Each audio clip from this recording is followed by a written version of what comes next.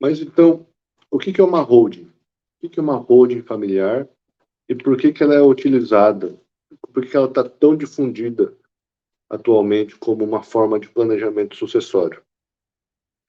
Antes da gente entrar no assunto de holding como um instrumento, um meio de planejamento sucessório, a gente tem que lembrar que existem outras formas de planejamento sucessório, também previstas em lei, né, e muito mais conhecida, muito mais difundida pela mídia, por outros canais.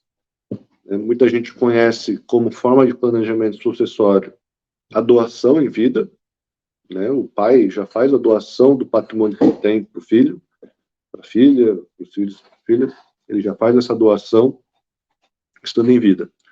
E uma outra forma também muito difundida na internet, né, e outros profissionais também utilizam muito, é o testamento, né, quando o pai e a mãe vai até o cartório de registro e ele faz lá ali o testamento, escreve quais serão as suas vontades, né, depois do falecimento, quem vai ficar com o quê, como que vai ficar o patrimônio. O pai e a mãe já faz o testamento e o testamento já fica registrado no cartório e depois, com o falecimento, a família precisa abrir o testamento. Rapidamente, só comentando sobre esses dois instrumentos de planejamento sucessório. A doação. Vamos começar pela doação. Na doação, quando o pai vai fazer a doação do patrimônio para o filho ou para a filha, ele vai no cartório, ele vai, expressa a sua vontade no cartório de registro de imóveis, no cartório de notas, e ele diz que quer fazer a doação.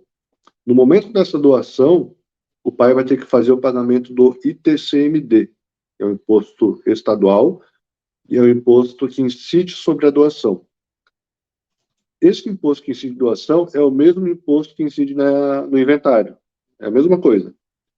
E também a base de cálculo também vai ser a mesma do inventário. No inventário, é caro um processo de inventário, porque no momento da doação, no momento da realização do inventário, como forma de apuração desse imposto, o ITCMD, é utilizado o valor atualizado do imóvel. Então, se o pai comprou o imóvel há 20, 30 anos atrás e pagou 150 mil nesse imóvel, mas hoje, no momento da doação ou no momento do inventário, esse patrimônio vale 2 milhões, o ITCMD, que hoje é até 8%, dependendo de estado para estado, mas o teto é 8%, os 8% vai incidir sobre os 2 milhões, sobre o valor atualizado. E o pai e a mãe precisam fazer o pagamento desse imposto para poder fazer a doação, para poder terminar, para materializar a doação que ele tem interesse de fazer para o filho. Então, esse é o primeiro ponto. Na hora que ele vai fazer a doação em vida, ele vai fazer o pagamento do imposto com base no valor atualizado. E no caso de o pai fez a doação do imóvel, apareceu um outro negócio que ele quer dar o imóvel de entrada, quer fazer a troca do imóvel, quer vender o imóvel, não importa, ele quer fazer o que ele quiser fazer com aquele imóvel, que ele já fez a doação para o filho, ele vai ter que pedir autorização para o filho fazer a venda, e se o filho for casado, ele vai precisar da autorização da esposa do filho ou do marido da filha. Então ele já vai ficar amarrado com a vontade do filho e a vontade dos cônjuges, o que às vezes pode acabar inviabilizando a operação. Já tive casos que o pai fez a doação do imóvel para o filho, apareceu um comprador, o filho e a nora ali do dono do imóvel ficaram ali no embate e pela demora acabou perdendo o negócio. Acabou perdendo uma oportunidade que o pai tinha porque ele já tinha feito doação. Quando o pai faz a doação do imóvel, a propriedade do patrimônio passa para o filho. Então, o filho que passa a ser dono. Se o pai quiser fazer qualquer negócio, vai precisar da autorização do filho. Esse é o ponto da doação em vida. Além do valor ser muito caro, porque vai ser valor atualizado, se o pai quiser desfazer o negócio, vai precisar da autorização do filho e do cônjuge, ou da filha e do cônjuge. A outra forma utilizada é o testamento. O testamento hoje nem tanto, mas já foi muito difundido na televisão, novelas, tinha muito processo de inventário, que a família sentava numa mesa e ouvia ali a vontade do pai, né? Tem toda essa questão que já foi muito mais difundida em novelas e filmes. Mas o que as pessoas não sabem do testamento? O testamento, ele tem uma regra que precisa ser seguida. Essa regra está toda exposta ali no Código Civil. Se o pai, no momento que for fazer o testamento, for fazer sozinho, ou for fazer com algum advogado que não tem experiência em realizar testamento, esse testamento pode ser anulado. E se ele for anulado, as vontades que o pai tinha vai deixar de existir, não vai valer de nada o testamento dele, vai entrar em processo de inventário. Um outro ponto é que no momento da abertura do testamento, a família vai precisar entrar com uma ação de abertura de testamento. Não é como mostrado nos filmes, em novela, que chega ali, abre o papel e o testador, que é o profissional ali que vai dizer o que está escrito no testamento, não é simples assim. O fulano vai ficar com a casa, o ciclano vai ficar com a casa. Você vai precisar fazer uma ação de abertura do testamento. Os herdeiros serão citados para participar dessa abertura desse processo, é um processo judicial.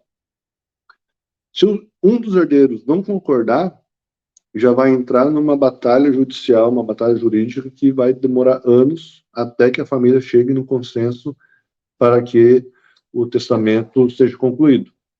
A partir da conclusão do testamento, o juiz vai emitir uma sentença. Essa sentença você vai levar para o cartório ou de forma extrajudicial, ou vai ter a sentença para fazer o início da abertura do processo de inventário. Então, o testamento, além de ter o risco de ser anulado, ele também tem o risco de entrar em discussão judicial, um dos herdeiros não concordar com o que está no testamento. Chegando no consenso, o juiz da ação de abertura do testamento vai emitir uma sentença, a família vai pegar essa sentença e vai dar entrada no processo de inventário. E no processo de inventário pode ter de novo uma briga entre família ali, e daí a gente não sabe quanto tempo vai demorar para terminar um processo de inventário. A gente não sabe o tempo de término do processo de abertura de testamento e também não vai saber quando que vai terminar o processo de abertura de inventário.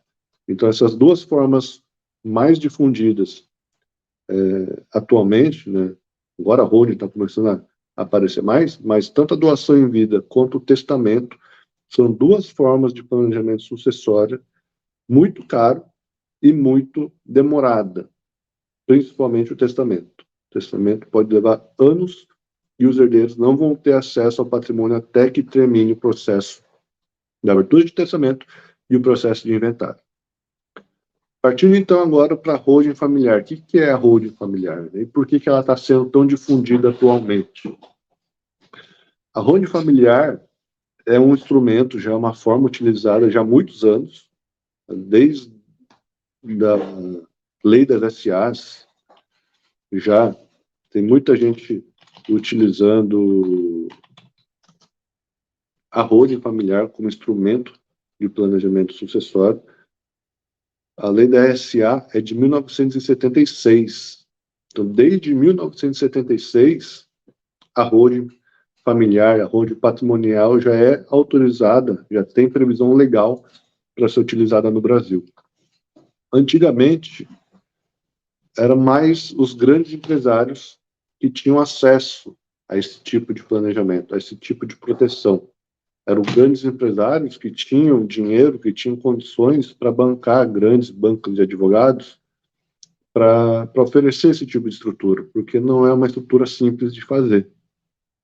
É uma estrutura um pouco complexa, porque uma holding familiar ela não tem uma matéria no direito sobre holding familiar.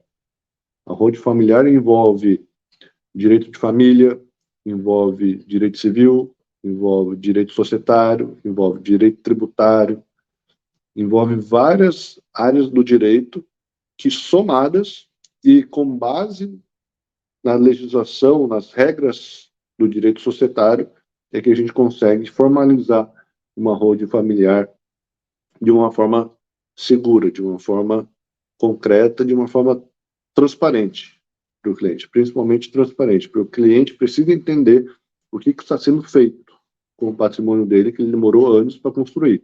Ele não vai entregar o patrimônio dele na mão de qualquer um que não garanta confiança para ele no que ele está fazendo.